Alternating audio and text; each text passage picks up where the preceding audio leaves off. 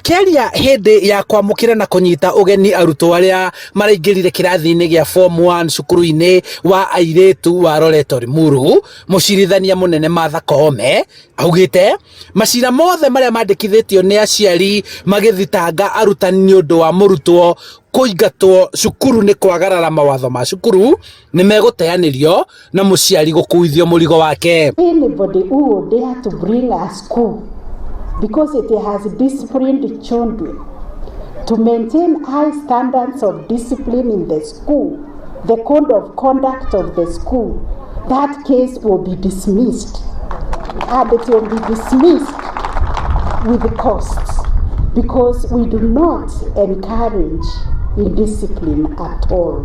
Jaji munene kumagaritio ni acirithania a igoti ritũgĩru nĩo Jaji Mũmbi Ngũgĩ, Ruka Kimaru hamwe na mũnini wake Philomena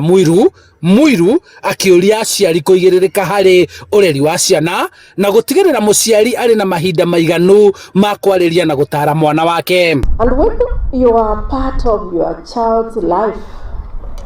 and you take active participation in school, you should just marvel at the success of your child.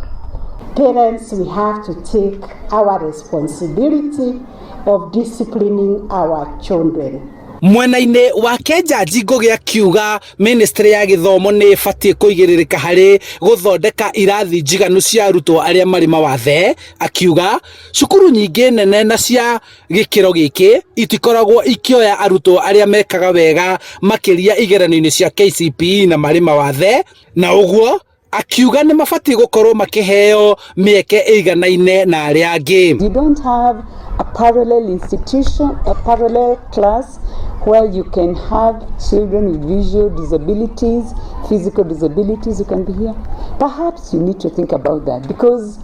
the ability to go to an institution like this builds up the esteem of even those whom society finds very different, whom society would like to tread upon and make to feel low and unworthy. Gũkĩrĩ ũguo ekwĩrwo arĩa marĩnyitagwo na gũthitangwo na mahĩtia ma kũhahama ciana kana kuna kĩhoto gĩa ciana, Jaji mũnene akiuga macira maya nĩ marĩthikagĩrĩrio na ihenya, na mwekwĩrwo ũrĩa wanyitwo na mahĩtia arĩohagwo makĩria ma mĩaka 20 gũthiĩ na igũrũ nĩguo gũtigĩrĩra kĩhoto gĩa ciana nĩ gĩakinyanĩra. Whoever violates a girl child or a boy child will be in prison for 20 years to pay for the pain and the agony that they caused the victims. Handũ-inĩ ha Inooro TV kuma Limuru kaunti-inĩ ya Kiambu, njĩtagwo Charles Gĩkunga wa Kariũki.